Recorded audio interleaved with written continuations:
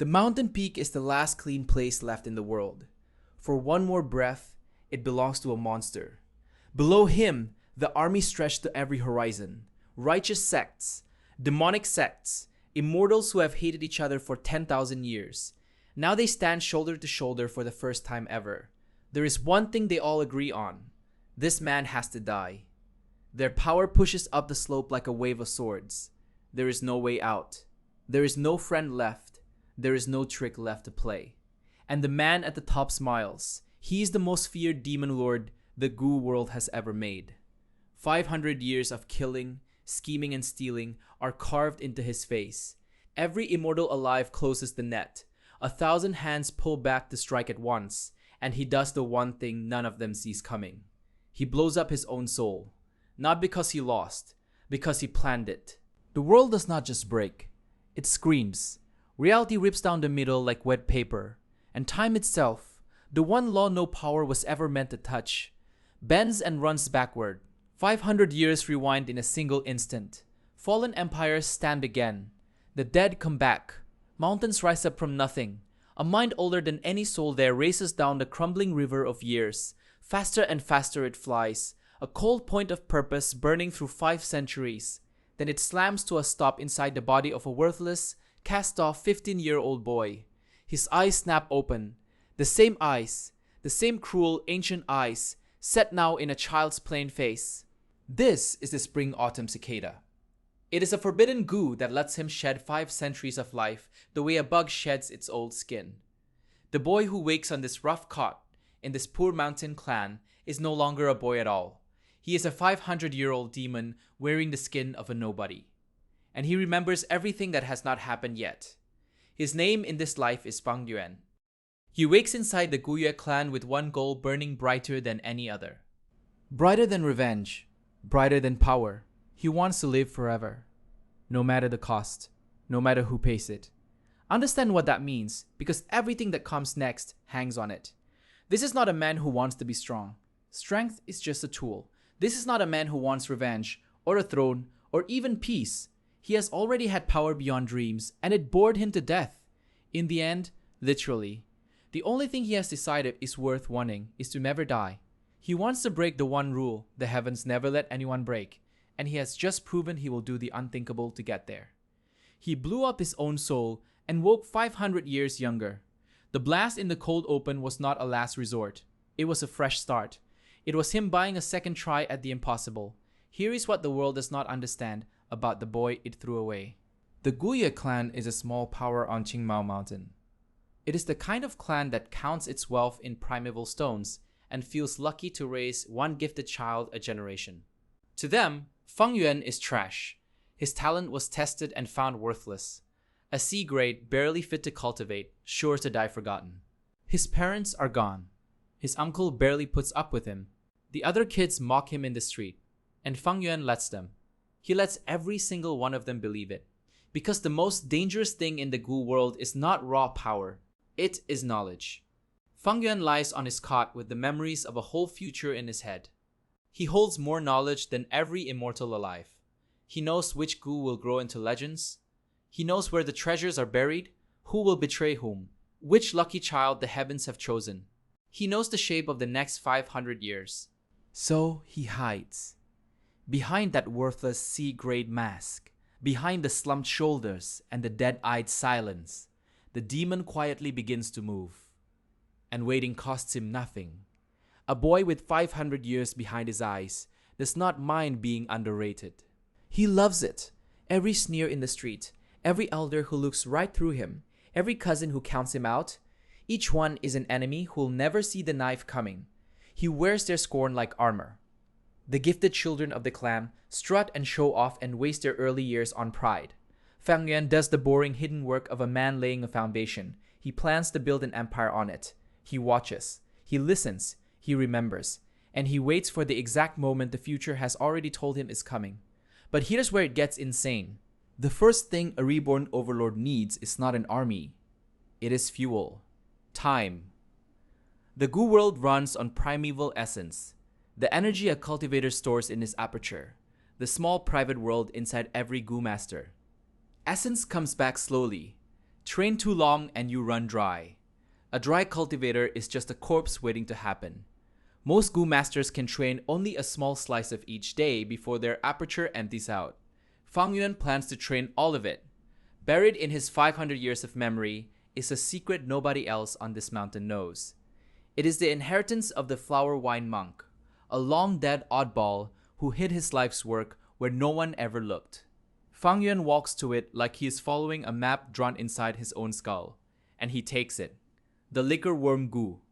It is not a weapon, it does not kill. To anyone else, it would look like a toy, a drunkard's trinket. But the liquor worm Gu turns getting drunk into recovering essence. He drinks and the worm turns the liquor into pure cultivation fuel. It refills his aperture faster than nature ever allowed.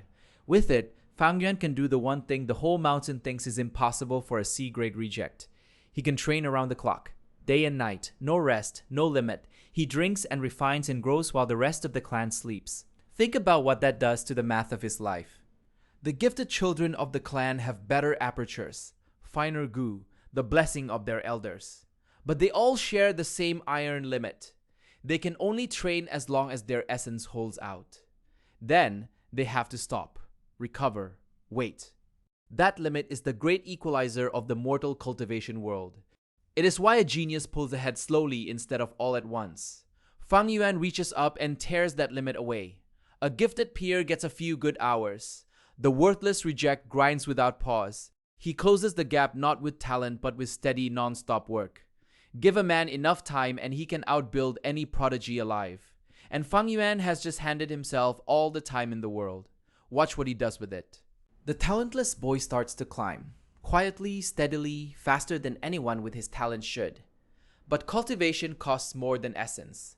It costs Gu. It costs primeval stones.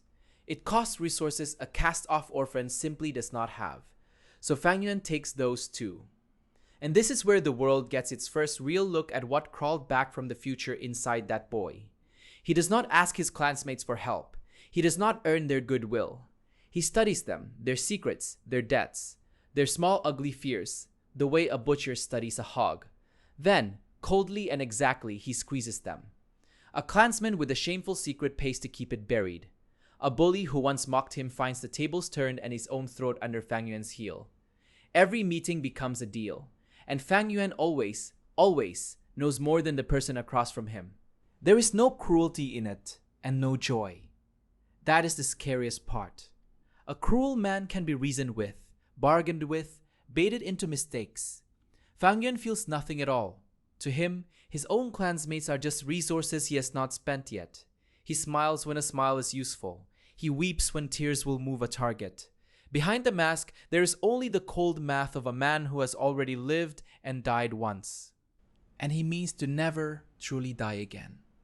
And he is good at it, scary good. Because every lever he pulls, he has pulled before, on harder men, across a longer life. A clansman thinks he's keeping a secret. Fang Yuan already knows the secret, knows its price, knows the exact words that turn knowledge into power, without ever raising his voice. A debt here, a whisper there, a favor called in right when it stings most. Slowly the cast-off reject piles up the one thing the clan was sure he would never have. Means, Gu, stones. The raw stuff of power, pulled from the very people who looked down on him. And all of it gathered behind a face so plain that no one even thinks to be afraid. Stone by stone, Gu by Gu, the worthless boy turns the clan that hates him into the foundation of his own rise. But a clan, even a poor one, has a destiny of its own. And destiny in the Gu world is not just a word. It is a force. It has weight. It has favorites. And it has already chosen someone, and it is not Fang Yuan. His name is Fang Zheng. If Fang Yuan is the demon who clawed back from the future, Fang Zheng is everything the heavens love. A son of destiny. Bright, honest, brave born gifted. The kind of young man whose presence seems to bend luck his way. Treasures fall into his lap. Powerful Gu hatch for him at the perfect moment. Enemies trip at exactly the right time. He's the hero the story was supposed to be about. The good young man whose name should have been sung for ages. And Fang Yuan has spent his whole reborn life robbing him blind. Because that good fortune Fang Zheng walks in. that glow of destiny that smooths his every path. Fang Yuan knows exactly where it comes from and exactly how to steal it. Again and again, he gets there one step ahead. He lifts the treasure before fate can deliver it. He snatches the chance out of the hero's hands and pockets it without a flicker of guilt. To the clan, Fang Zheng is the rising star, and Fang Yuan is the cunning stain on the family name. To Fang Yuan, Fang Zheng is just the richest vein of luck on the mountain, walking around with a target on his back. There is something almost too much to watch in it, if you stop to feel it. Fang Zheng has done nothing wrong. He is brave, he is kind, he is exactly the hero a story should root for, and the universe itself lines up to reward him. By every rule of how these tales are meant to go, he should win, he should rise, he should be the one whose name the recap remembers. Instead, again and again, a cold-eyed cousin reaches past him at the last second and takes what destiny was about to hand over. Fang Yuan does not hate Fang Zheng. Hate would at least mean he noticed him. He simply harvests him, the way a farmer harvests a field that has done nothing but grow exactly as it should. And this is the part nobody saw coming. For a long while, Fang Yuan plays the part. The hard cousin, the disappointment, barely allowed at the edge of the family. But masks have a cost, and the break comes. The pretense between the two snaps clean in half. Fang Yuan's true nature shows through the crack. His uncle, Gu Yuedongtu, the man who is meant to be his blood, his protector, the leader who should have shielded him, looks at what his nephew has become and does the only thing a respectable clan elder can do. He disowns him. He casts him out of the family in name. He strips him of the safety of the Gu Yue surname. In the eyes of the clan, Fang Yuan is now nothing. Worse than nothing, a known schemer with no kin to vouch for him. It should be a death sentence. For Fang Yuan, it clears the board. Because here is the thing about a clan. It runs on tests, on rank, on formal trials where Gu masters prove their strength and claim their place. And the heavens, in their love for their chosen son, set the stage for Fang Zheng to shine. The rank assessment where the bright young hero will finally be named the clan's future, where destiny will crown him in front of everyone. Fang Yuan walks into that assessment and takes it from him. Not by luck, by preparation, by 500 years of knowing exactly how Fang Zheng fights, exactly what fortune will try to do, exactly which move at which second will break the chosen one's run. The son of destiny, with all of heaven behind him, is beaten by the cousin everyone wrote off. Beaten cleanly in public with no excuses left. And in that one win, Fang Yuan does something far more dangerous than win a fight. He rewrites his own story in the eyes of the world. The disowned schemer becomes, overnight, by careful design, a rank 3 elder of the Gu Yue clan. And not a feared one, a loved one. He wraps himself in a fake reputation for kindness, so convincing that the very people he once squeezed now say his name with respect, even thanks. The wolf has put on the robes of the kindly elder, and the whole clan bows to it. Sit with how complete that flip is. The disowned orphan, the C-grade reject, the schemer his own uncle threw out of the family. He now sits as an elder of that same clan. He ranks above many who once mocked him, draped in a name for kindness so spotless that mothers point to him as an example for their kids. It is one of the purest cons in the whole story. Everyone who looks at Fang Yuan sees a good man who rose against the odds. Not one of them sees the demon underneath, counting down the days. He has the rank. He has the mask. He has the trust of the people he hates. And he knows, because he remembers, exactly how little time he has before all of it burns. Because the Gu Yue clan is sitting on a secret older than any of them, and that secret is about to wake up. Deep in the bones of the clan's history lies the first generation ancestor. A founder. A being so far above the mortal Gu masters of today that they are barely the same kind of thing. And tied to that buried legend is a treasure of nightmare value. The Blood Skull Gu, a thing so powerful that immortals would wipe out cities to own it. Fang Yuan knows this. Fang Yuan has always known this, and the demon who plans in centuries has been steering toward this moment since the day he woke on his cot. But here's where it gets insane. When the long-asleep ancestor finally stirs, it is not as a guardian of the bloodline, it is as a horror. The first-generation ancestor turns on the very clan that carries its blood. The slaughter that follows is total. The Gu Yue clan, the home Fang Yuan was born into, The relatives who raised him and hated him, the elders and children, and the fake kind name he built so carefully, all of it is fed into the massacre as the ancestor reaches for the blood skull gu. Qingmao Mountain becomes a slaughterhouse. The small poor clan that counted its wealth in stones is wiped out in a tide of blood and ancient power. The strong and the weak die side by side. The chosen son's destiny and the schemers plotting both drown under a force neither could ever have fought head-on. Fang Yuan does not mourn it. He uses it. Chaos is the schemer's home ground.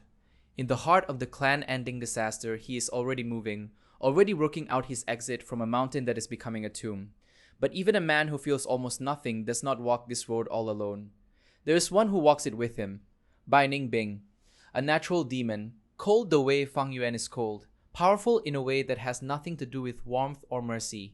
In a world of soft, sentimental people, Bai Ningbing is the one mind that does not flinch from what Fang Yuan is. Because Bai Ningbing is cut from the same frozen cloth, they are not friends in any normal sense of the word. They are two hunters who have decided, for now, that hunting together serves them both. Of all the people on that mountain, Bai Ningbing is the closest thing Fang Yuan has to an equal and an ally. Two pieces of ice that know each other across a world of fragile, sentimental fools. And when the slaughter closes in and the way out shrinks to nothing, when Fang Yuan's escape hangs on a single thread, it is Bai Ningbing who makes the choice. Bai Ningbing self-detonates, burns away everything, body, future, a whole life, to blast open the road and buy Fang Yuan the seconds he needs to live. It is the ally's last gift to the demon, paid in full. And Fang Yuan does not let it end there. Watch what he does next. He has the rare and precious yin-yang rotation gu, a treasure that can reach into the very pattern of a life and turn it inside out. With it, Fang Yuan refuses to let his ally simply die in the blast. From the ruin of that self-detonation, he pulls Bai Ningbing back, reshaped, reborn. The yin-yang rotation gu turns its course completely. The natural demon who gave up everything to save him comes back from the edge changed into a woman, alive, remade, and tied to Fang Yuan's road tighter than ever. The clan is gone. The mountain is a graveyard behind him. The fake kind elder, the disowned nephew, the boy the world called worthless. All of those skins are ash now. Fang Yuan walks off Qingmao Mountain with Bai Ningbing at his side and the whole open world ahead of him. He is no longer a clansman. He is no longer hidden. He is hunted. Because a massacre that large does not go unnoticed. When a clan is wiped from the face of a mountain and a treasure like the Bloodskull Gu enters the picture, the great powers of the world send their hounds to sniff through the ashes. And the hounds that pick up Fang Yuan's scent belong to the Tie clan. The Tai clan are divine investigators, trackers, hunters, the kind of trained force that does not stop once it locks onto a target. Their best are on the trail now, cold, careful, and far stronger than a freshly fled rank 3 elder should ever have to face. To them, Fang Yuan is a survivor who knows too much, a loose thread tied to a world-shaking treasure, and a target to be run down without mercy. So the demon does what the demon always does. He runs toward the danger, not away from it, because the danger is where the prizes are. His road leads to Sancha Mountain, and to a legend buried inside it, the Three Kings' inheritance. This is no clan assessment. The Three Kings' inheritance is a trial in the old, brutal sense. It is a sealed gauntlet thrown open for a short window, packed with inheritance tokens, lost gu recipes, and treasures left behind by powers long dead. Everything inside is there for the taking, by anyone strong enough or clever enough to claim it. So everything inside is also a battlefield. Beast kings prowl its depths, huge gu creatures grown vast and deadly. Rival cultivators pour in from every direction, each one ready to kill for a single token. The trial does not hand out its riches. It makes you pry them loose from a gauntlet built to grind the weak into paste. And this is exactly the kind of place Fang Yuan was reborn to plunder. But here's where it gets insane. He does not walk in blind. He walks in remembering. Somewhere in his 500 years lies the shape of this very trial, which tokens are worth chasing, which recipes are worth the blood, where the Beast Kings lair and how they hunt. Other cultivators stumble into the gauntlet hoping to survive. Fang Yuan moves through it like a man reading the last page of a book he has read before. He gathers tokens and recipes with a cold ease that makes the chaos around him look like flailing. Token by token, recipe by recipe, he cuts a path of plunder through a death maze built to kill everyone in it. Beast kings that send whole parties of cultivators fleeing become to him just obstacles with known weak spots. Rivals who think they have cornered a lone survivor find out they have walked into a trap set by someone who already knew they were coming. The richer the prize, the deeper the danger. And Fang Yuan dives straight for the deepest, richest parts of the Three Kings' inheritance. That is exactly where a man with foreknowledge holds his biggest edge. For a while, it works flawlessly. The demon eats his way through the trial, hoarding power that should be far beyond his rank, stacking advantage on advantage while his enemies bleed. And it is worth stopping on just how outmatched he should be. Fang Yuan is on paper a small thing here, a freshly fled rank 3, no great backing, no army, no immortal patron. But Three Kings' inheritance is a meat grinder that swallows whole parties of stronger, older, better armed cultivators. By every fair measure, he should be a footnote, a body the gauntlet eats early. Instead, he treats it like a vault whose combination he has already memorized. That is the whole terror of Fang Yuan packed into one trial. Take away his strength, take away his allies, leave him only his cold mind and the future written behind his eyes, and he is still the most dangerous thing in any room. But foreknowledge is not all-knowing. And the T-Clan has not given up the hunt. The trap closes when he least expects to be the one trapped. Tai Ruonan leads the news this time. And not alone. Alongside the Tai clan investigator come 4 old-timers, veteran cultivators whose strength and experience together form a wall Fang Yuan cannot scheme his way through and cannot fight his way out of. They corner him inside the very gauntlet he has been plundering. They pin him down. And for the first time since he clawed his way back from the future, every road is closed at once. He is cornered. He is captured. The plunderer has become the prize, run to ground by hunters who beat him on every axis that matters. There is no token that fixes this, no recipe, no clever word, no hidden weakness left to use. The schemer has, for once, truly lost. And this is the part nobody saw coming.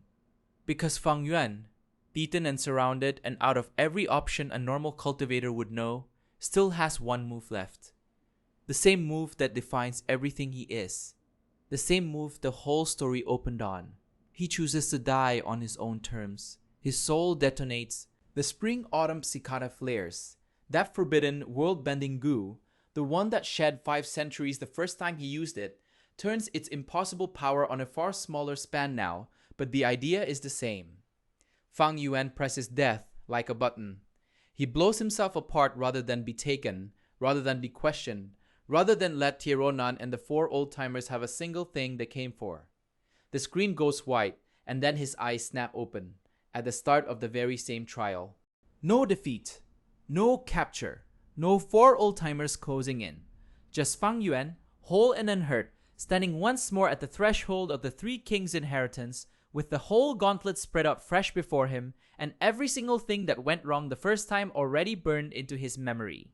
He knows the exact moment Tironan's trap will spring. He knows which path led to the corner. He knows every move every enemy will make because he has already watched them make it. So he runs the trial again, and the second time, he wins. Every corner he stumbled into the first time, he walks around. Every enemy who blindsided him, he blindsides first. Tai Ruonan and the 4 old-timers are still out there, still hunting, still strong. But now they are fighting an opponent who has already seen the end of their plan and rewound the tape. The trap that caught him cannot catch him twice. He spends the trial like a man playing a game he has beaten before. He claims the prizes he wanted, dodges the death he already died, and turns his own crushing failure into a complete, detailed map of victory. The thing the whole world fears about this demon, the thing that makes every immortal in creation want him dead, is finally laid bare here in a small mountain trial, long before he is anything more than a rank 3 nobody. Death is not the end of Fang Yuan's plans. Death is a tool inside them. Every other cultivator gets exactly 1 life and 1 chance. Fang Yuan gets as many runs as it takes, paid for in the only currency he has ever spent freely, himself. Surrounded, beaten, and out of options, Fang Yuan chose to die, and woke at the beginning with every enemy's move already known. For this demon, death is just a button he presses to win. Death itself could not hold him. He simply died and woke at the trial start to win it clean. Now that gauntlet is behind him, and the whole wide world of the 5 regions lies open, waiting to be plundered. Fang Yuan walks out of the trial carrying the weight of 2 lifetimes. The 5 regions open up before him like an open wound. Behind him sits Qingmao Mountain, the name he gave up, the destined brother he left without a second look. Beside him walks Bai Ningbing, once a man, now a woman, changed by the yin-yang rotation goo. She's cold as winter iron. She's tied to him by a debt of blown-up life. Deep inside his aperture sleeps the Spring-Autumn Cicada, the goo that lets him turn death into a tool he can press like a button. He has no clan, he has no morals. He has just one hunger that lived through 500 years and one rebirth, eternal life. To feed that hunger, he needs power far past what the mortal world can give. So he looks at something the old sects have guarded for ages. And he decides, calm as a man picking a meal, to steal it right out from under them. The prize is the Hu Immortal Blessed Land. It is a sealed pocket of heaven and earth, packed with immortal grade resources. The great powers have circled it for ages and never cracked it open. Fang Yuan does not crack it open with force. He cracks it open with knowledge no one else in this age holds.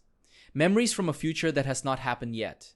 It is a key turned in a lock everyone else is still pounding on. He slips past the guards of the 10 great ancient sects. He uses a gap they never knew was there. He walks away with his own blessed land in his pocket, a private world where his goo can breed and his plots can grow, hidden from every eye in the 5 regions. In one move, the homeless demon becomes a landlord of the heavens. Think about what that means. A blessed land is not a cave or a treasure vault. It is a folded piece of reality. It is a small whole world with its own time, its own resources, its own laws. It is the kind of prize the 10 great ancient sects build their whole dynasties on. Immortals scheme for hundreds of years to own one. Fang Yuan, still a mortal, still a hunted man with a price on his head, simply takes one. He does it before he has even reached immortality. He can do it because his foreknowledge tells him exactly where the gap in the defenses is, and exactly when no one will be watching. This is the first real proof of the engine that drives his whole second life. Not strength, not luck. Information, the brutal, unfair edge of a man who has already seen how the story ends. But a base is not enough. He needs a body no one is hunting and a face no investigator has on file. So Fang Yuan does what he always does. He becomes someone else. He travels north into the frozen, lawless sprawl of the northern plains. There he kills a local youth named Chang Shanyin and takes his identity. Under that stolen skin, with a disguise blurring his true looks, the wanted criminal of the south vanishes for good. In his place stands a nobody of the steppes, starting at the very bottom of the cultivation ladder. And this is exactly where Fang Yuan wants to be. The northern plains run on a path the south hates, the enslavement path, the taming of beasts. Fang Yuan scorns nothing that leads to power, so he starts taming wolf packs across the snow, building an army out of fangs and hunger, climbing up from the dirt again with the patience of a man who has already lived 500 years. And then everything changes. Deep under the northern plains lies the xianxia Blessed Land. Inside it lives the xianxia Land Spirit, a guardian mind sitting on top of one of the greatest secrets in the world. This blessed land was the legacy ground of the thieving heaven demon Venerable, one of the legendary rank 9 figures whose name still makes the great powers shiver. The inheritance the land spirit guards has turned away applicant after applicant, age after age, waiting for a candidate of impossible quality. Fang Yuan walks in. The land spirit takes one look at the depths behind his eyes, the cruelty, the genius, the will to do absolutely anything, and finds a true heir at last. The disowned boy of the Goyue clan becomes the heir of the thieving heaven demon Venerable. Here is the genius of the thieving heaven path. It is the way of taking. Every method, every technique, every edge. Steal it, copy it, make it yours. It is a path written for a man exactly like Fang Yuan.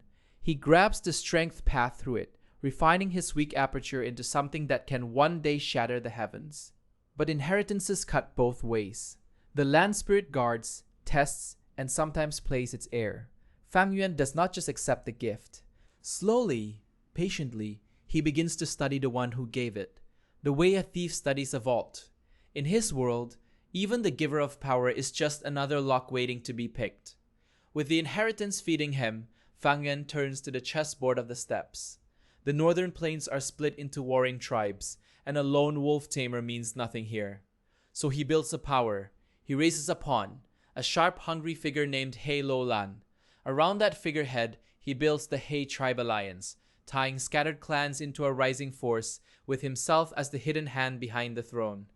He Lulan rides out front, gathering glory, loyalty, and enemies. Fang Yuan stands in the shadow behind the banner. He is the true builder of every win, the ghost who profits while another wears the crown.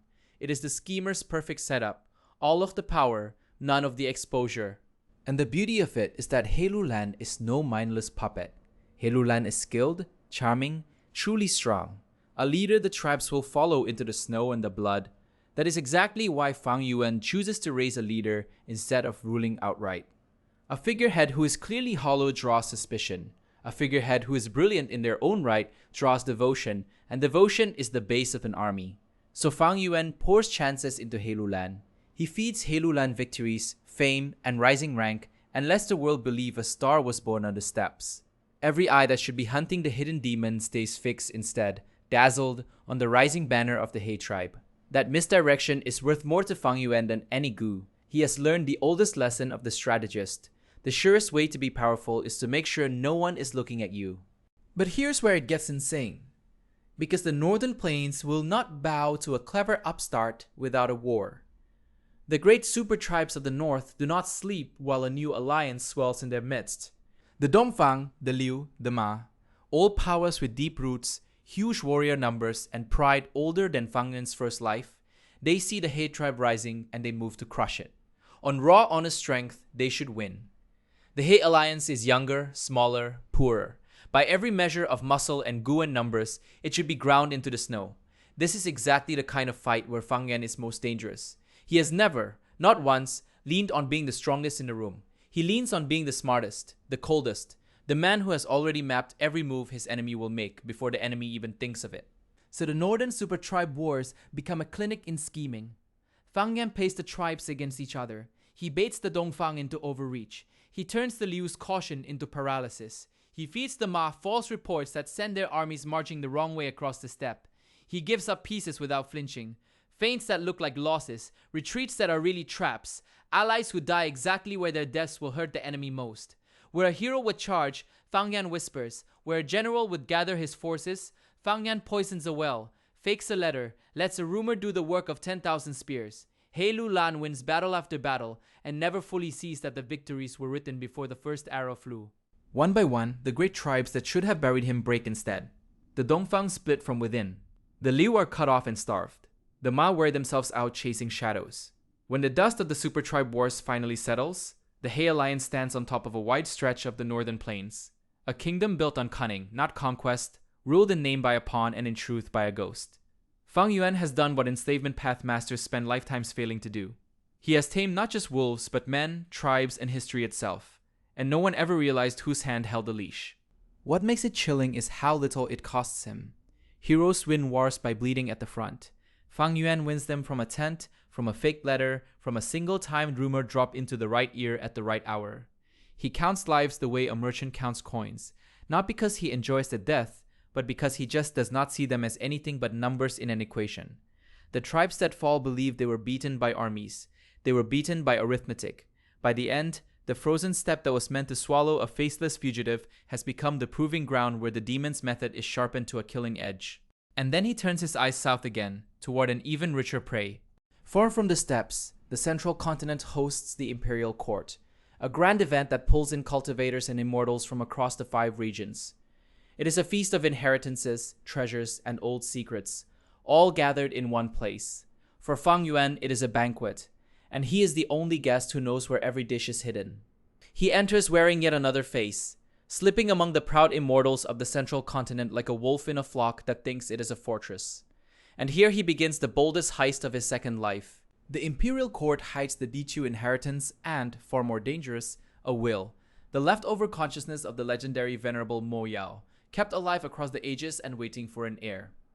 Fang Yuan claims the Dichu inheritance, but it is Mo Yao's will that becomes the real heart of his plan. Mo Yao's will believes it is using Fang Yuan. It guides him, gives him gifts, opens doors that should be sealed for 1,000 years, all in the belief that this brilliant young cultivator will serve its ancient goal. Fang Yuan lets it believe exactly that. He takes the gifts, he learns the secrets, he drinks deep from a venerable's hoarded knowledge. And the whole time, in the cold back room of his mind, He is working out the precise moment when the will's usefulness will run out. But here's where it gets insane. Out of the knowledge he gathers, Fang Yuan forges a killer move of his own, the six-armed Heavenly Zombie King. It is a weaponized cultivation method that turns the human body into a monster of raw martial power, 6 arms tearing through enemies who outrank him on paper. It is the strength path made flesh, a technique built to let a smaller fighter shatter a bigger one. With it, the schemer who never leans on strength suddenly has strength to spare. He walks through the Imperial Court using up the proud Central Continent immortals at every turn, gathering inheritances and resources while they pat themselves on the back for their own importance. To them, he is a promising junior, maybe a useful tool. They have no idea they are feeding a demon who has already lived long enough to watch their grandchildren die. And just as Fang Yuan reaches the peak of this triumph, the dead reach back. The Imperial Court hides one more sleeping giant. The will of the giant son Immortal Venerable, another rank 9 legend whose preserved consciousness has waited across the ages for a vessel. When it wakes and looks across the gathered cultivators, it does not see an heir, it sees a body. The giant son Immortal Venerable's will moves to seize Fang Yuan outright, to throw out his soul and wear his flesh as its own resurrection. For the first time since his rebirth, Fang Yuan faces an enemy he cannot scheme past in a single stroke, a Venerable's will, far beyond him, reaching down to snuff him out and steal his life. So Fang Yuan does the unthinkable, even by his own monstrous standards. To dodge a fate worse than death, he gives up his living human body completely, and forces himself through an immortal zombie transformation. He trades warm flesh for the cold, deathless form of the undead, a body the possessing will can no longer claim, because there is no longer a living life inside it to take. It is a horrifying gamble. He gives up his humanity, his mortal cultivation, the very warmth of being alive, just to keep the one thing that matters, control of his own soul. The man who walked into the Imperial Court to steal a Venerable's legacy walks out as a corpse that still thinks, still schemes, still hungers for forever. And in the fight of that escape, courted by a power that should have wiped him out, Fang Yuan invents one of his signature masterpieces, the Myriad Self-Killer move. It is a method that splits and copies his presence, that lets one man become a storm of selves, throwing off pursuers and turning a single corner demon into an impossible swarming thing. With the Myriad Self, he tears free of the giant son Immortal Venerable's grip and vanishes into the chaos, leaving the woken Venerable's will grasping at echoes. This is the pattern that defines Fang Yuan above all else. Pressure that would shatter any other cultivator does not break him. It forges him. Hand him a death sentence and he answers with an invention. Corner him against the wall and he carves a door into it that no one knew was there. The giant son Immortal Venerable's will meant to end him, and instead became the anvil where the Myriad Self was hammered into being, a technique that will serve him for lifetimes to come. Where lesser men pray to live through their disasters, Fang Yuan mines his for treasure. And then he settles his last debt at the Imperial Court, Mo Yao's will. The ancient consciousness believed it owned him. It believed its gifts had bought his loyalty. It believed it was using the young genius for its own resurrection. Fang Yuan betrays it without a flicker of hesitation. He turns on Mo Yao's will, takes everything still worth taking, and throws away the Venerable who thought itself the puppeteer. To Fang Yuan, gratitude is a story other people tell themselves.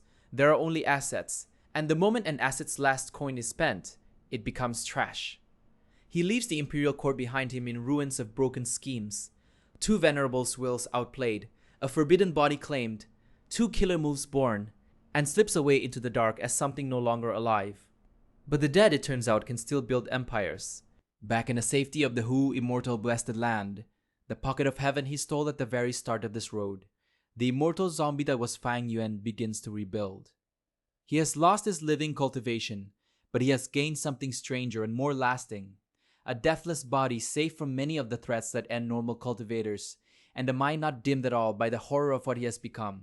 In the quiet of his private world, he turns from conquest to creation.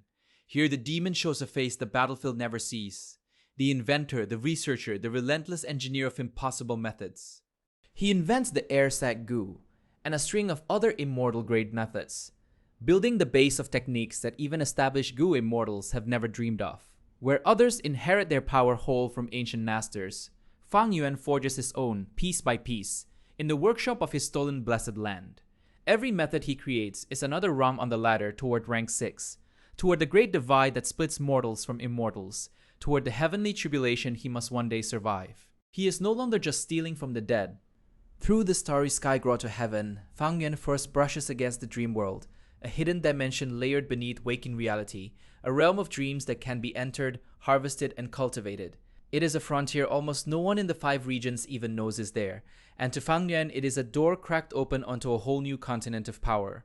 He does not command it yet. He only glimpses it, the way an explorer first sees a coastline through fog. But the glimpse is enough. He understands with the cold certainty of a man who has gambled his soul more than once, that the road to eternal life may run straight through this dream world. So he files it away, another seed planted, another scheme begun that will not bloom for a very long time.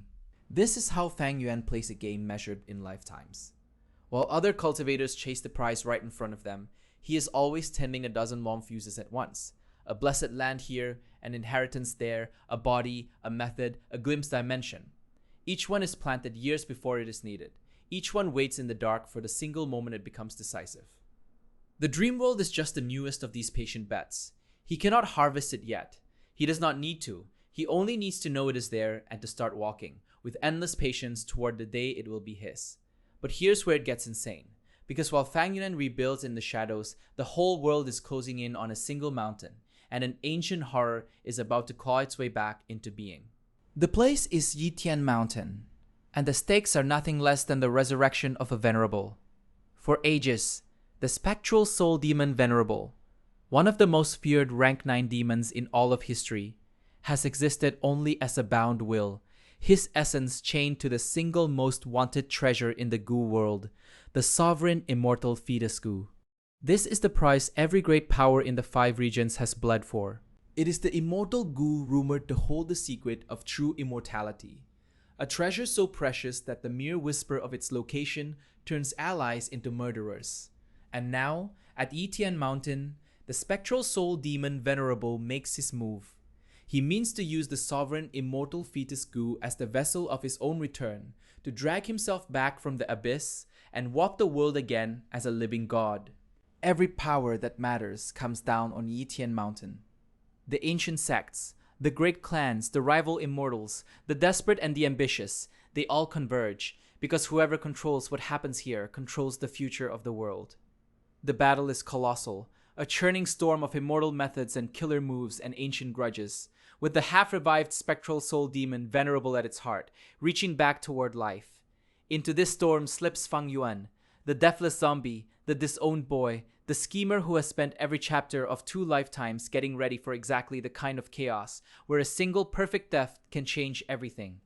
And in the instant the Venerable claws closest to revival, the instant every eye in the world is fixed on the resurrection, Fang Yuan reaches past gods and monsters alike and seizes the sovereign immortal fetus goo for himself.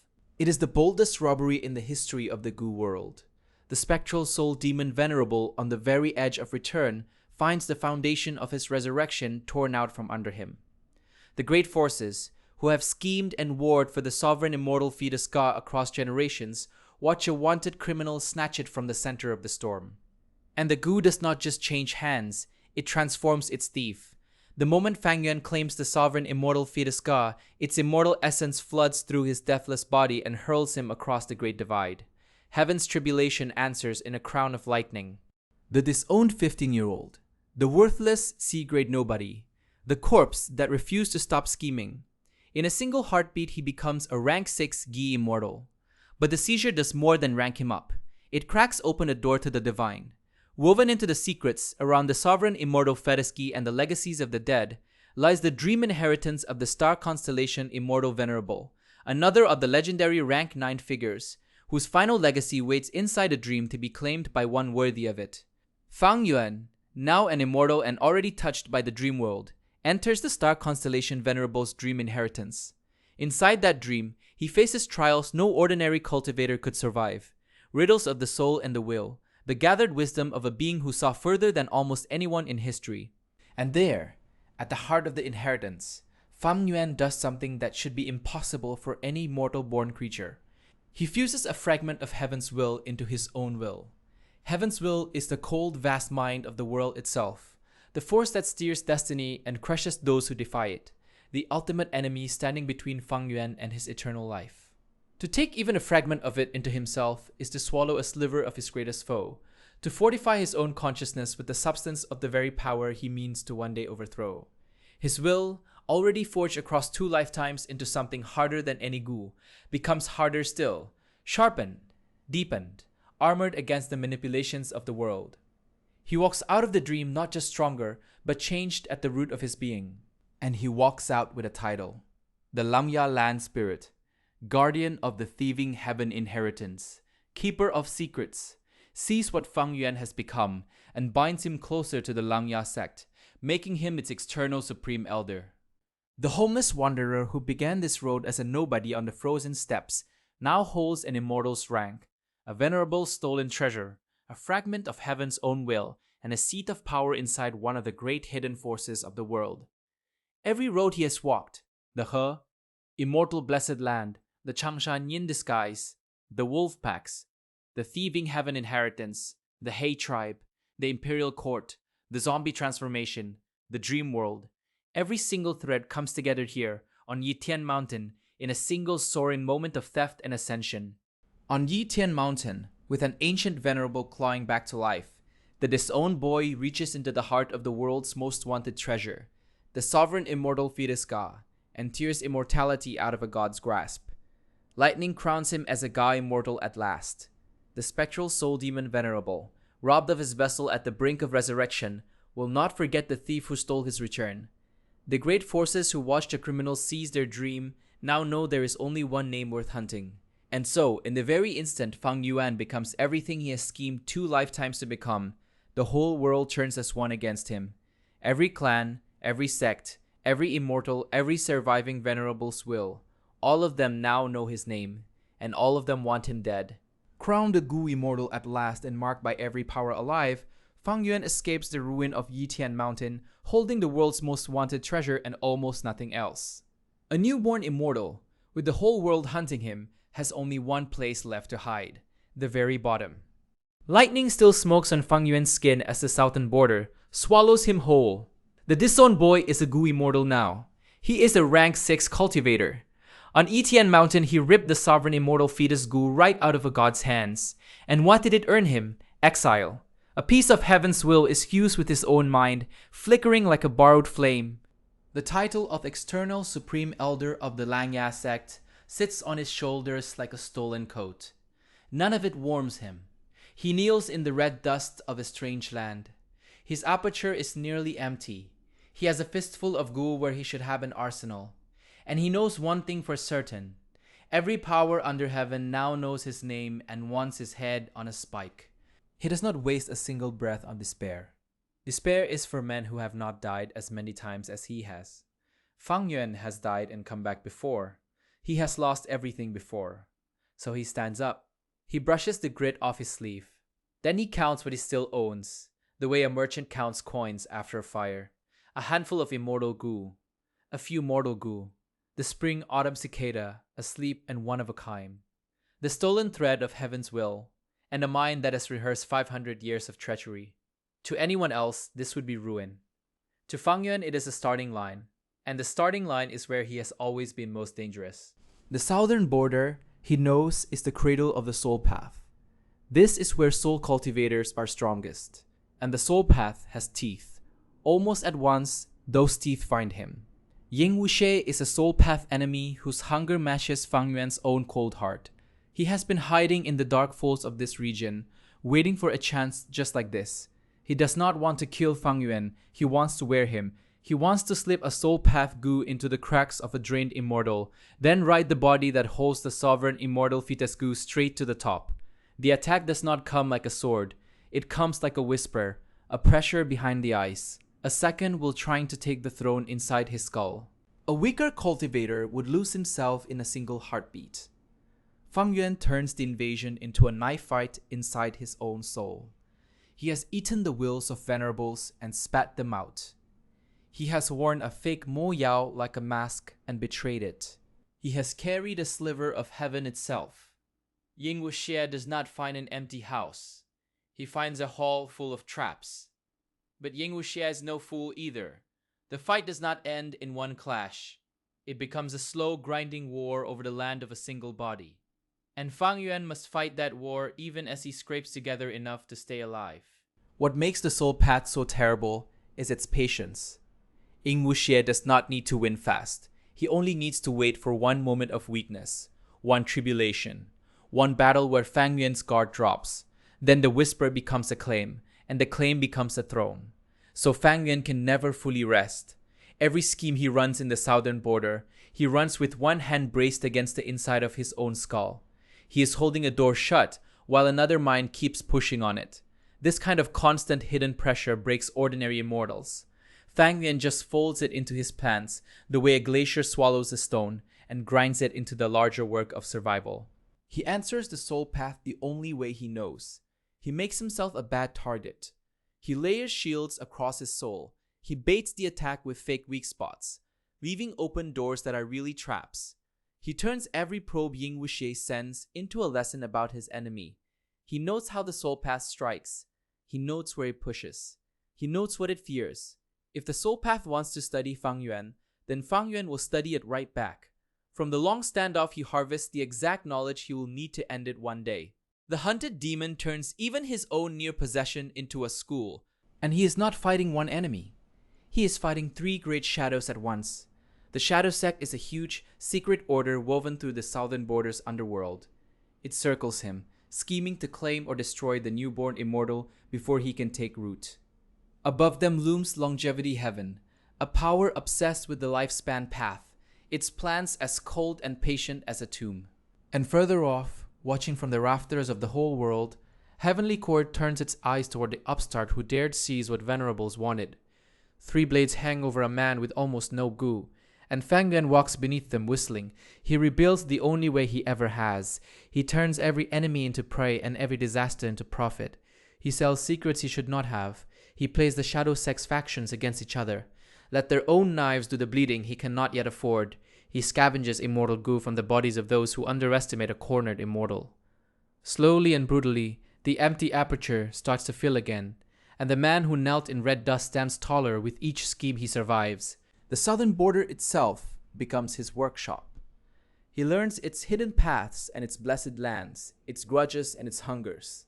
He maps the region the way he once mapped the northern plains, not as a traveler, but as a future owner. Longevity. Heaven's lifespan pathmasters reach for him with cold math, sure that a drained immortal is easy prey. They learn otherwise. Each faction that moves against him teaches him the shape of its weakness, and each weakness becomes a wound he opens at the moment he chooses. He does not need to be stronger than all three shadows at once. He only needs to keep their blades from ever lining up, so he keeps them suspicious of one another. He feeds the Shadow Sect's distrust of Longevity Heaven, Longevity Heaven's scorn for the Shadow Sect, and both their fear of Heavenly Court above. There is a savage logic to how he survives. Another immortal would hoard. Fang Yuan spends. He gambles his thin reserves on schemes with huge payoffs. He bets the little he has on his own foresight, and his foresight rarely fails him. He plays as if every primeval stone is his last, because for a long stretch of these years, it nearly is. Each bet could ruin him. Each bet instead pays back more than he risked. And still the ledger keeps tilting his way. The one resource he never runs out of is his willingness to do what no rival will, to discard, to betray, to wait, and to strike only when the strike cannot be answered. His companions find him in this wilderness, and he lets them, not out of warmth, not out of friendship, never out of feeling, always out of math. Tai Bai Yunsheng is the one ally whose loyalty is real, not bought, and he lends his strength and his advice. He Lulan, the pawn he raised from the northern plains into a power of her own, fights at his side. Bai Ningbing, the natural demon who once blew herself up to save him long ago, is cold and sharp beside him again. Around this small, deadly circle, Fang Yuan rebuilds an operation, and the southern border learns that a hunted demon is most fearsome exactly when he has nothing left to lose. The turning point waits in the western desert, in a place out of legend, the Reverse Flow River. It is no ordinary water. It flows against time, against death, against the natural order itself. Whoever masters it commands a power that can drag a corpse back from death's door and twist fate's current upstream. Bound to it is the Perseverance Gu, an immortal Gu of will and refusal, the heart of a man who will not break. Fang Yuan has spent 2 lifetimes being exactly that, a man who will not break, and he means to take both prizes for himself. The fight for the reverse flow river is a gauntlet of immortals, ambushes, and reversals. Fang Yuan threads it the way he threads everything. He dies less permanently than his enemies expect, and he schemes more deeply than they can imagine. Rivals rush the prize from every direction. Each one is sure the weakened demon will be the easiest obstacle to clear. Instead, they find that the man with the smallest hand at the table is playing the longest game. He lets the stronger players wear each other down. He lets the river's own dangers thin the crowd. Then he steps into the gap only after other men's deaths have swept the path clean. When the dust settles, he stands as the second reverse flow river lord. He is master of a current that runs backward through the world, with the Perseverance Gu humming in his aperture like a second heartbeat. The title is more than a trophy. The reverse flow river bends one of the deepest rules of existence, the forward march of time and decay. In Fang Yuan's hands, it becomes both a weapon and an engine. It is a thing he can pour into his schemes and his cultivation alike. The hunted exile of the southern border has become a lord of one of the strangest powers in the 5 regions. And the world's view of him shifts again. He is no longer a curiosity to be hunted. He is a force to be feared. But the western desert holds more than a river. It holds a rival worthy of the name. The era's brightest star steps into Fang Yuan's path. Feng Zhuge, the righteous path's strongest genius of the generation, a young immortal whose talent burns so hot that fortune itself seems to bend toward him.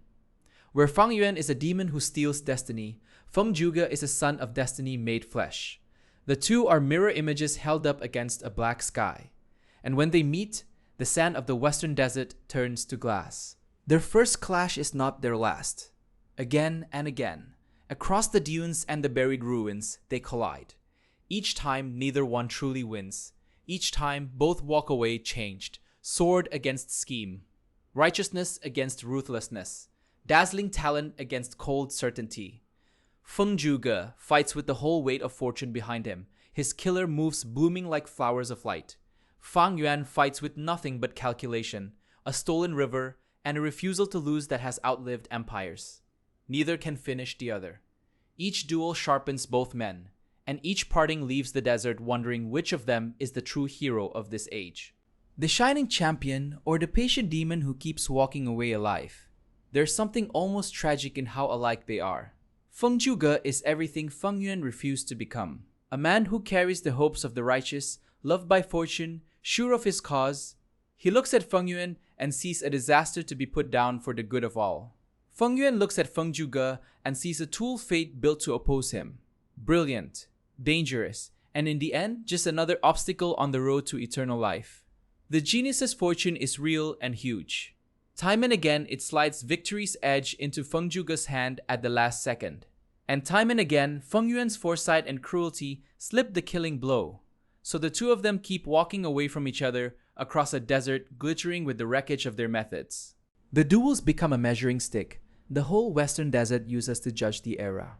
With every fight Feng Zhuge grows, his righteous path deepening, his fortune piling higher. And with every fight Fang Yuan learns the exact weight of fate's favor, how it moves, where it lands, what it can and cannot do against a man who refuses to play by its rules. He studies his rival the way he studies everything, as a problem to be solved, a lock whose tumblers he is patiently feeling out.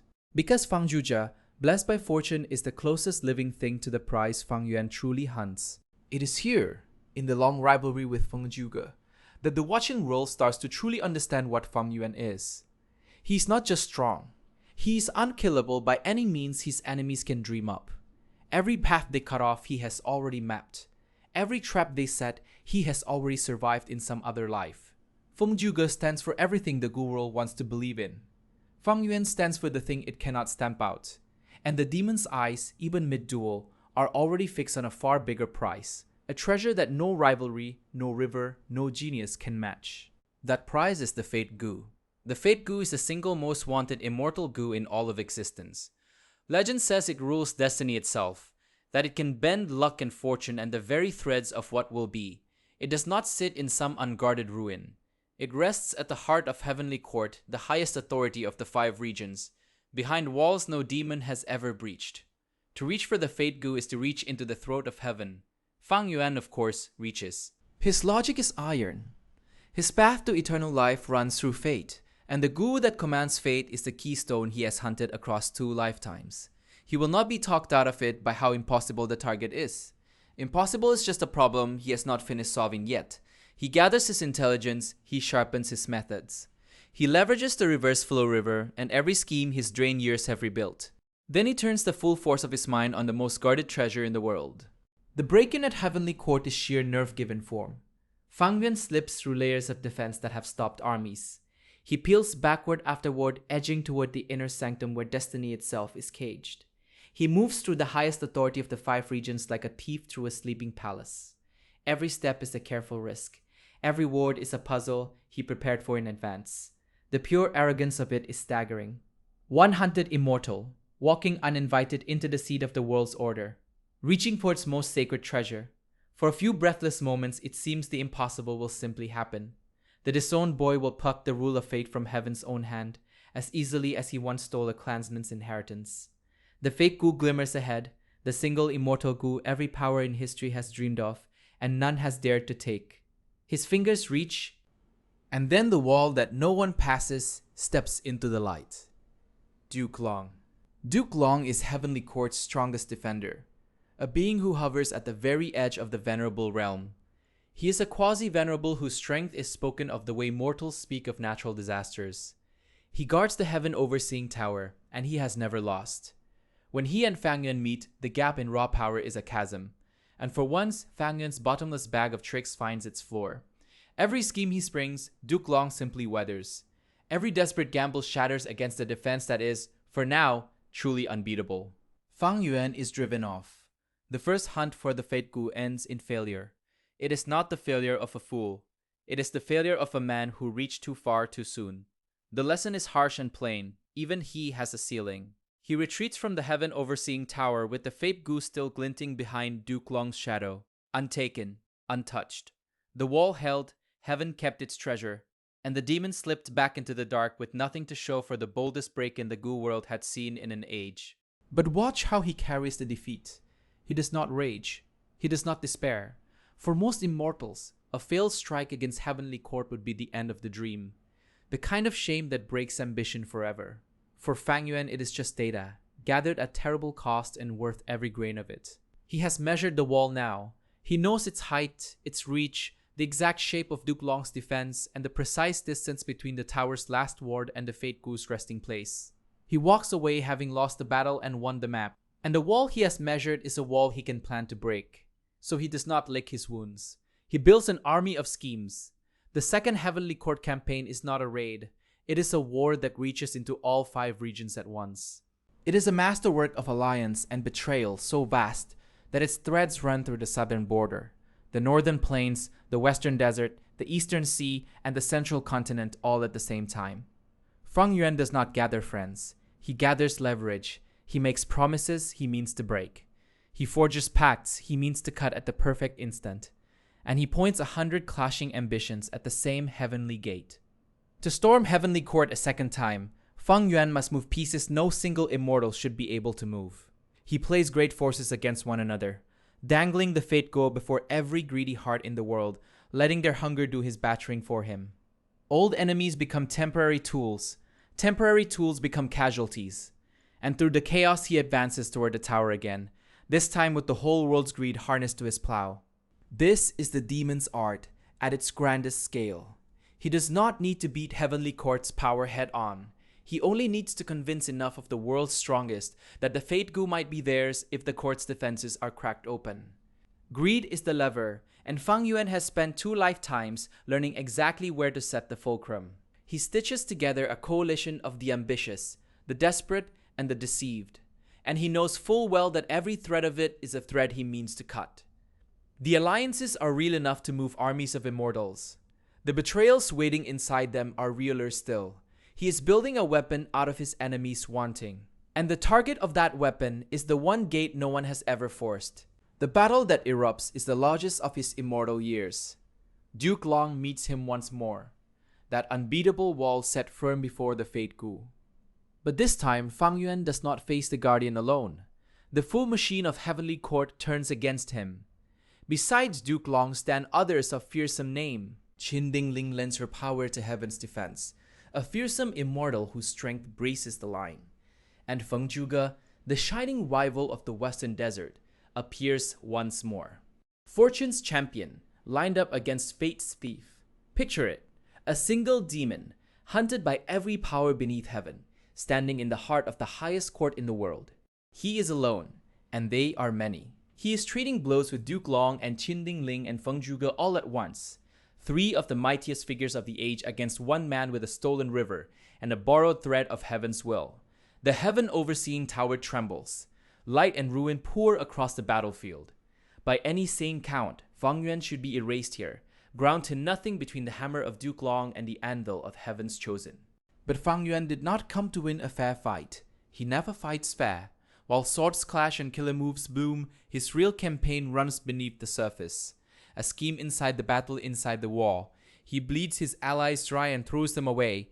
He turns the very structure of Heavenly Court against itself. He converts every wound he takes into a planned cost, and every enemy's strength into a lever. The grand melee that looks like his doom is, in truth, the cover for the greatest robbery the Gu world has ever seen. Duke Long fights as he always has, magnificently, immovably, the undefeated guardian holding the line that marks the limit of the world. And for the first time, that line bends. Not because Fang Yuan has matched Duke Long in raw might. He has not. It bends because Fang Yuan fights a completely different battle, one Duke Long cannot win by being stronger. While the Guardian holds the gate, the demon hollows out everything around it. Qin Dingling's strength is spent. Fang Zhuge's fortune is spread thin across 100 fronts the demon opened on purpose. The mightiest defenders of heaven find themselves swinging at a man who is never quite where the killing blow lands. A man who soaks up catastrophe and turns the wreckage into profit. A man who treats the apocalypse breaking over the heaven overseeing tower as merely the loud part of a much quieter theft. In the white heart of that war, Fang Yuan rises. The tribulation of his next breakthrough does not stop him. It crowns him. He channels the resources he has plundered, the methods he has perfected, and the sheer piled-up weight of 2 lifetimes of schemes. He tears past rank 7 and surges into rank 8, the realm of great force ancestors, the tier of beings who shape whole regions with a thought. The hunted exile who knelt in the southern border's red dust with an empty aperture now stands among the most powerful immortals alive. And he does not stop at power. As Heavenly Court reels, Fang Yuan reaches into the Shadow Sect, that vast secret order that once schemed to destroy him, and takes it whole. Through maneuver and murder and the perfect use of the chaos he authored, he seizes the leadership of the Shadow Sect itself. The order that hunted him is now his to command. He turns a hunter that stalked him into a weapon he wields. The boy with no clan now commands one of the great powers of the southern border. The plunder does not end there. Out of the wreckage of the campaign, he carries Purple's memories. It is a trove of knowledge and secrets pried from the inner workings of his enemies. It is worth more than any single immortal Gu, and he carries huge resources besides. Primeval stones, immortal Gu, methods. Intelligence enough to fund the next stage of his march toward eternal life. He came to Heavenly Court a thief and leaves it an emperor of stolen things.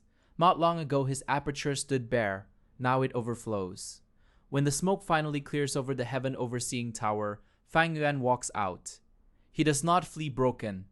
He withdraws as a victor, his core circle around him. Tai Bai Yunsheng, Hei Lulan, Bai Ningbing, the loyal and the lethal, flee with him into the wider world to lock in everything he has torn loose. Behind them, the highest court of the 5 regions stands shaken to its foundations, having hosted its own greatest robbery and survived only by the narrowest margin. And yet, for all of it, the rank 8 ascension, the Shadow Sect throne, Purple's memories, the mountains of resources, the one prize he truly came for slipped through his fingers. The Fate Gu, the ruler of destiny itself, stays in Heavenly Court's keeping, guarded by the wall of Duke Long he could shake but not yet break. Fang Yuan got everything except the only thing that mattered most, and he knows it. And he files the failure away with all the others, cold and exact, a debt to be collected. He did the impossible. He invaded heaven's own court. He fought its undefeated guardian to a standstill, and he walked out richer and stronger than any sane world should allow. A rank 8 immortal, a sect leader, a thief of memories and might. But the fate goo that rules destiny escaped him, and as he gazes back at the towers of heaven shrinking behind him, only one realm remains above him now. Not Duke Long, not Qin Dingling, not Feng Zhuge.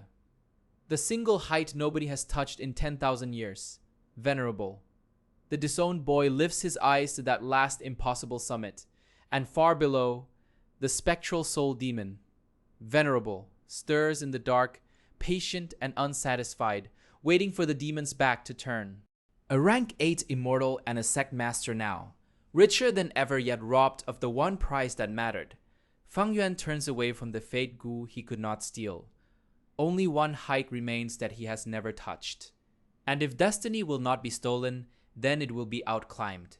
Fang Yuan stands at the very top of the mortal world. He is a rank 8 goo immortal. Nothing is above him now but the empty sky where the venerables live. He was the disowned boy of the Guye clan.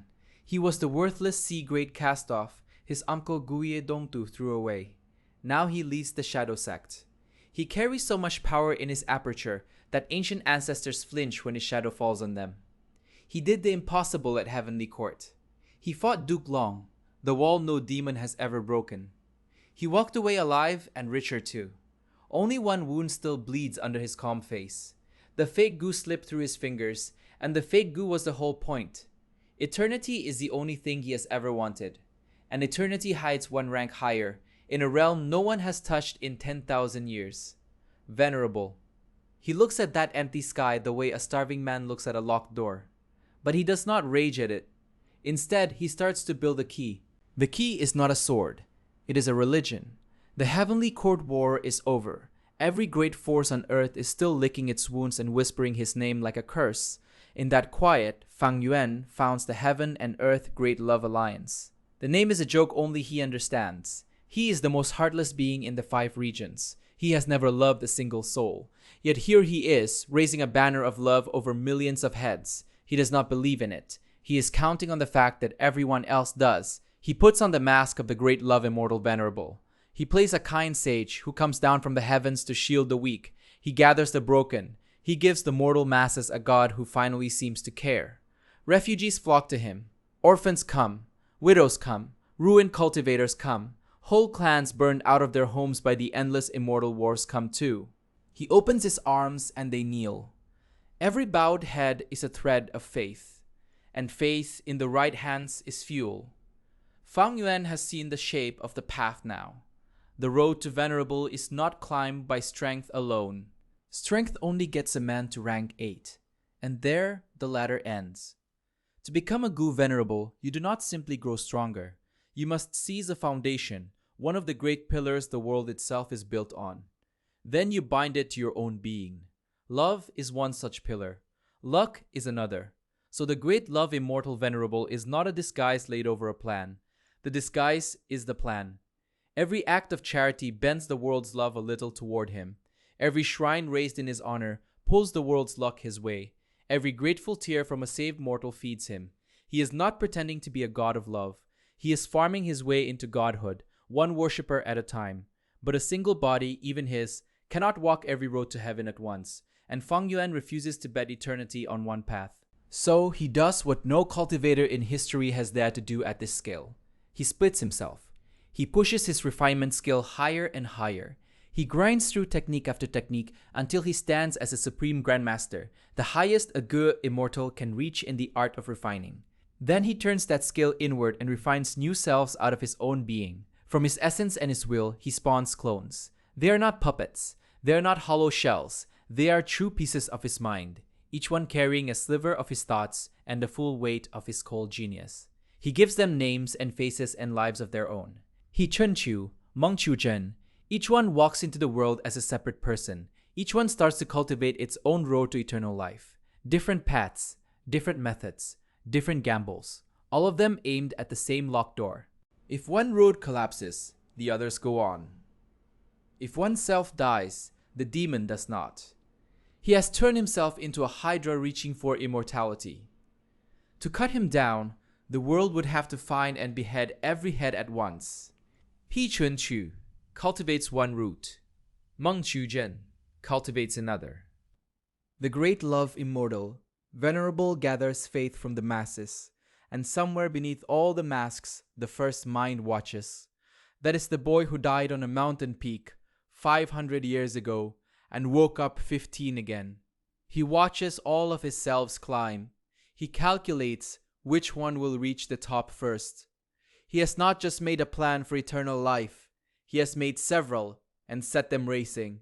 This is the demon's genius in its purest form. Other immortals fear death, so they guard their one life like misers hoarding primeval stones. Fang Yuan fears death too. It is the only thing he has ever feared, so he refuses to keep a single life at all. He has always treated his own existence as a tool to spend. He proved it the day he first blew up his soul to rewind a losing trial and win it on the second try. The Spring-Autumn Cicada taught him long ago that death is a button, not an ending. Now, at the top of the mortal ladder, he has simply scaled that idea up to its end. If one self can be sacrificed, then many selves can be cultivated, and the man who cannot be killed by any single death cannot be killed at all. He Chun Chu and Meng Chu Zhen are not backup plans. They are columns of a marching army. Each one moves toward the same horizon by a different road, and the demon who commands them stands behind them all, patient and untouchable. He waits to see which column breaks through the wall of eternity first. The 5 regions feel the change before they understand it. A new faith spreads like spilled oil across the southern border and beyond. At its center sits a smiling venerable in the making. Somehow he grows stronger every season while everyone else grows afraid. The great forces begin to whisper the same thought to one another in their high towers and hidden grotto heavens. This demon is no longer trying to steal immortality from a treasure. He is trying to make it. And if he wins, if Fang Yuan of all beings rises to venerable, then nothing they have ever feared will compare to what comes next. The whole world reaches the same choice at the same moment. He must be stopped before he finishes the climb. And the world has more than enough monsters to send. What follows is not a single war but 100 of them. They are fought without rest, on every front at once. Fang Yuan climbs through the years like a man wading upstream against the flood. Every power on earth throws itself into the current to drown him. He does not get to choose his battles anymore. They come to him in waves and they never stop. The spectral soul demon Venerable is the oldest of them and the most patient. This is the ancient demonic will that Fang Yuan robbed of revival on Yitian Mountain. It has never forgotten the theft of the sovereign immortal fetus school. That prize should have brought a dead god back to the world. Instead, an upstart immortal snatched it away at the last second. That hatred has had centuries to ripen. Now Fang Yuan nears the same heights spectral soul once held. The demon Venerable schemes thread through everything. They are a poison in the water of every alliance, every betrayal, every ambush. To fight Fang Yuan is to fight a phantom whose hands move other men's hands. And then there is the Qi Si ancestor. Of all the rank 8 ancestors lined up against him, the Qi Si ancestor comes closest to matching him blow for blow. He is a true peak immortal whose foundation was built over countless years. Their clashes shake the heavens. Fang Yuan brings out killer move after killer move. He uses the myriad self that lets him fight as an army of one. He uses the 6-armed heavenly zombie king made in his own image. He uses refinement path masterworks no other immortal on earth can answer. He uses the cult math of a mind that has already died and rewound 100 times and fears nothing. The Qi Si ancestor brings the deep, calm might of an elder who has watched demons rise and fall before. Neither one breaks. They wound each other, pull back, and circle around again over and over. Theirs is not a rivalry of single duels. It is measured in long campaigns. There is a terrible rhythm to these years, and Fang Yuan has learned to live inside it. An ambush in the southern border destroys one of his strongholds. He leaves it without a flicker of regret and builds 3 more from the riches he stripped out of Heavenly Court. A coalition forms in the Eastern Sea to corner him. He feeds it a betrayal from within, watches it tear itself apart, and walks away with their goo in his aperture. Spectral Soul's hand reaches into his own shadow sect to turn his men against him. But Fang Yuan has never trusted a living soul. He has already planned for the treachery before it starts, so even his enemy's wins somehow leave him stronger than before. He loses immortal goo and refines new ones. He spends primeval stones like a river spends water, and the river never runs dry. He is no longer hoarding to survive. He is investing in his rise. Every battle, won or lost, buys him a little more of the foundation he needs. The world hurls its strength at him in waves, and the demon simply turns the waves into stairs. Chidre moves against him too. Behind Chidre stand the massed forces of the Eastern Sea and the Central Continent.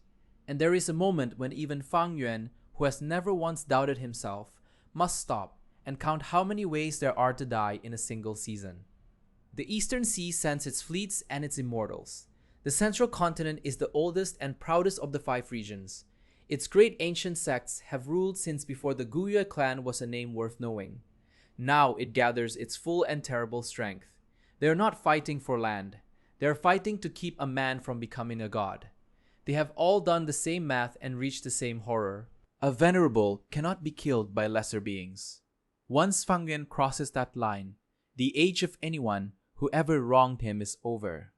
So they spend everything now, while he is still only the strongest rank 8 immortal alive and not yet untouchable. They throw immortals at him the way the righteous factions once threw armies at his first life.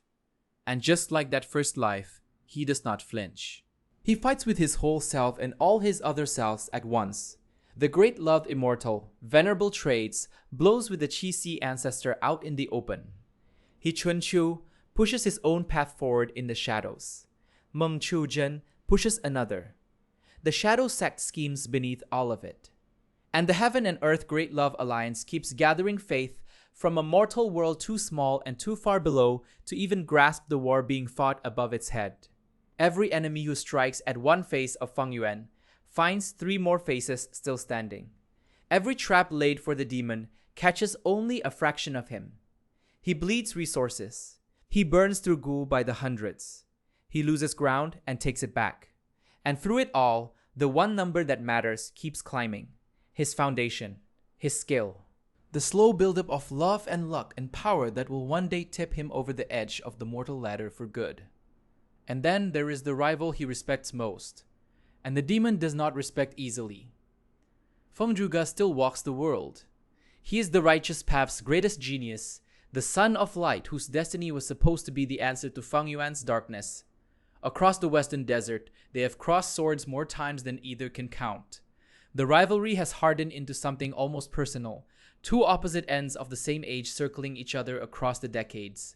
Feng Zhuge fights for everything Fang Yuan has spent 500 years proving worthless. Righteousness. Fate. The natural order where the chosen hero beats the demon and the world is made right.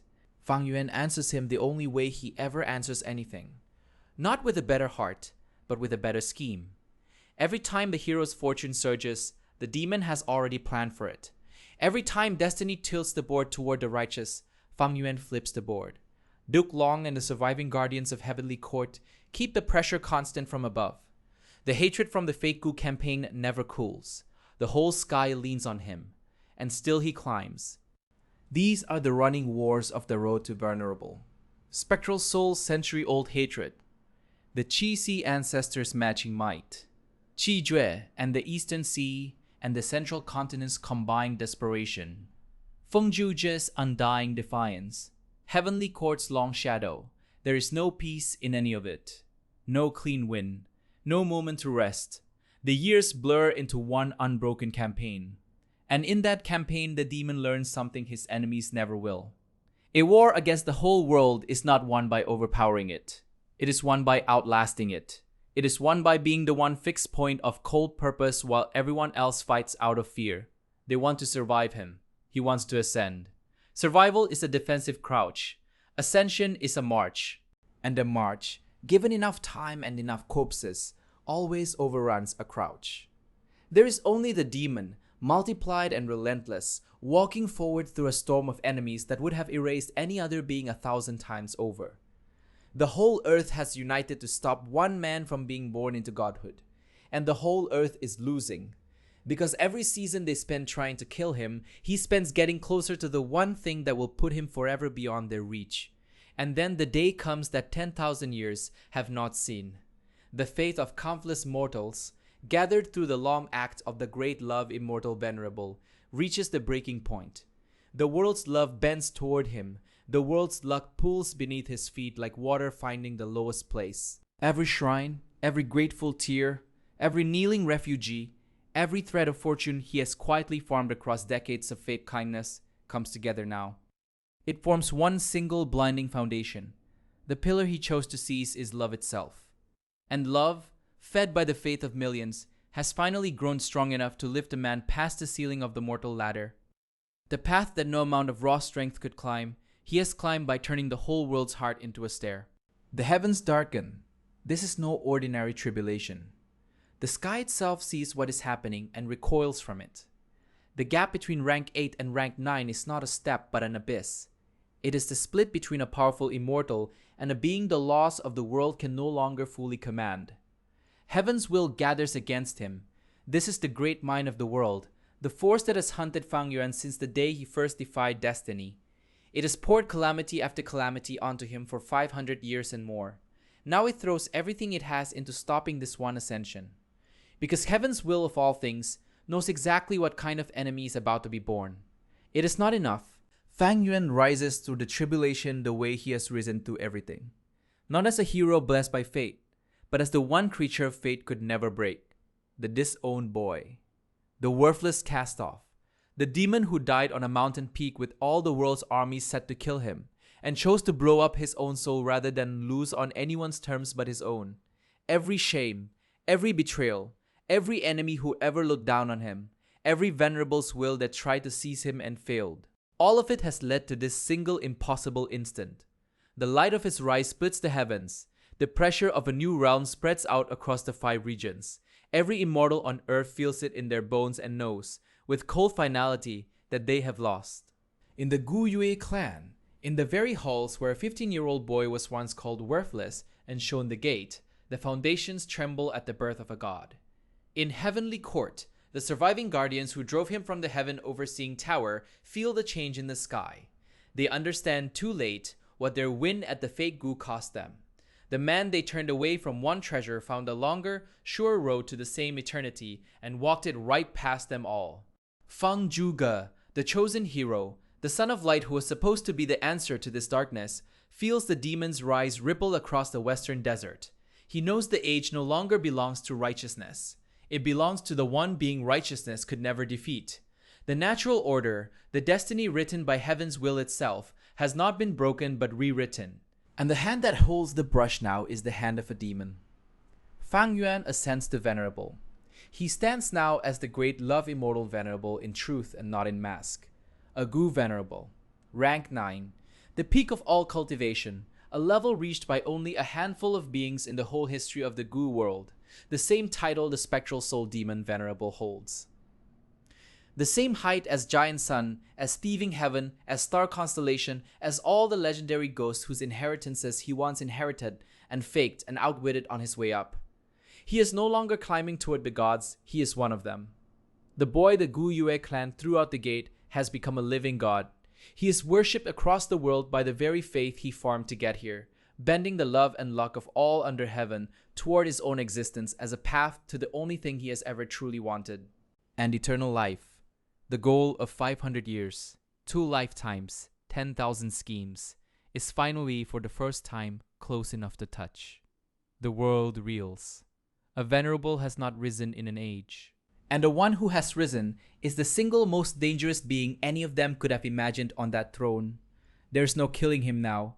Lesser immortals cannot harm a venerable. The realm itself protects him. The Qi Xi ancestor, Feng Zhuge, Duke Long, the massed forces of the Eastern Sea and Central Continent, the schemes of the spectral soul demon Venerable, every weapon the world spent decades sharpening against him has gone blunt in a single instant. They wanted to stop him before he crossed the line. They failed, and now the man they could not stop stands above them all, wearing the same cold smile he wore on a mountain peak 5 centuries ago, when he blew up his soul and bent time itself to his will. He has defied his clan. He has defied the 10 great ancient sects, and Heavenly Court and the chosen hero, and the natural order of fate, and he has won every single time. But the great love immortal Venerable does not rest, because Venerable was never the goal. It was only the doorway. Eternal life is the goal, and eternal life is not the same as rank 9. To become a venerable is to stand at the very edge of immortality, but the edge is not the land beyond it. Even now, a god among gods, Fang Yuan is still mortal in the only way that has ever mattered to him. He can still, one day, die. So the moment his ascension light fades from the sky, the new venerable turns his cold and tireless gaze on the last and greatest wall of all. Heaven's will, the mind of the world itself, the force that wrote destiny, that crowned Fang Zheng a son of destiny and made Fang Yuan a worthless cast-off, that has hunted him with calamity since before he could cultivate. It is the author of the very fate he has spent 2 lifetimes tearing apart, and it is the final thing standing between him and forever. To win eternal life, Fang Yuan must do what no venerable in all of history has done. He must scheme against heaven itself and win. So that is exactly what he begins to do. He stands now as one of the most powerful beings the Gu world has ever produced. And he treats it as a starting line. His clones cultivate on. He Chun Chiu and Meng Chu Zhen each drive their parallel roads to eternity higher. Every path to immortality is being walked at once by a different face of the same relentless mind. The heaven and earth great love alliance grows. The shadow sect schemes in the dark. The faith of the mortal world keeps flowing upward to its smiling god. And at the center of it all, the first will, the boy who died on the peak, the scholar from another world, the demon who has never once loved and yet conquered love itself, plots the impossible against the impossible. He calculates the ruin of heaven's will with the same patient, merciless genius he once used to squeeze a few primeval stones out of his clansmates. There is a grim symmetry to it that not even the demon's enemies can deny. He began with nothing. No talent, no fortune, no fate. A worthless C-grade boy in a clan that wanted him gone.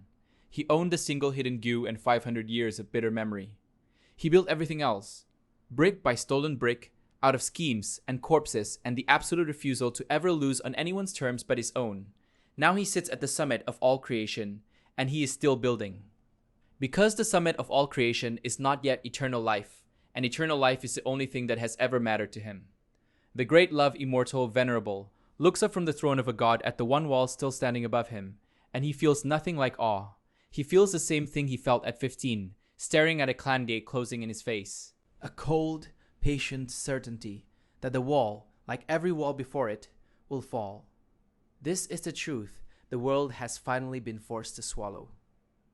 The being it threw away has become the being it fears most. The C-grade nobody. The disowned nephew. The worthless boy without talent or fortune or fate on his side.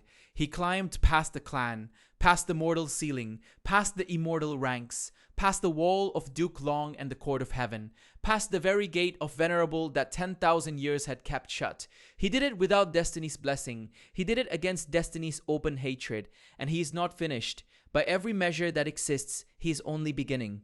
The boy the world threw away has become a venerable, a living god, worshipped by all under heaven, with eternal life close enough to touch. He has defied his clan, the immortals, the ancient sects, and heaven's own court. Every power that ever stood in his way now kneels, or hides, or schemes uselessly against the foe it can no longer reach. Only one enemy remains above the great love immortal venerable now, the one that has been there from the very first day, the one that made him worthless and then watched appalled as he made himself a god, heaven itself. And Fang Yuan is already smiling. Eternal life is no longer a dream. It is a plan in motion. The great love immortal venerable stands at the doorway of forever.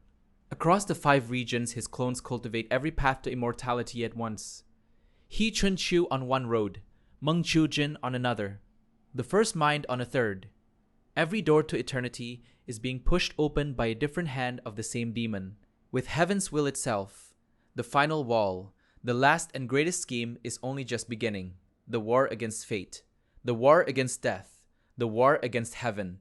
That story is still being written, somewhere out beyond the edge of everything the Gu world has ever dared to record, and the worthless disowned boy who became a venerable is the one holding the brush. So watch the heavens. Walk with the demon a while longer down the road to forever. See whether the one being fate could never break finally breaks fate in return. The climb to godhood is finished. The war for eternity has only begun.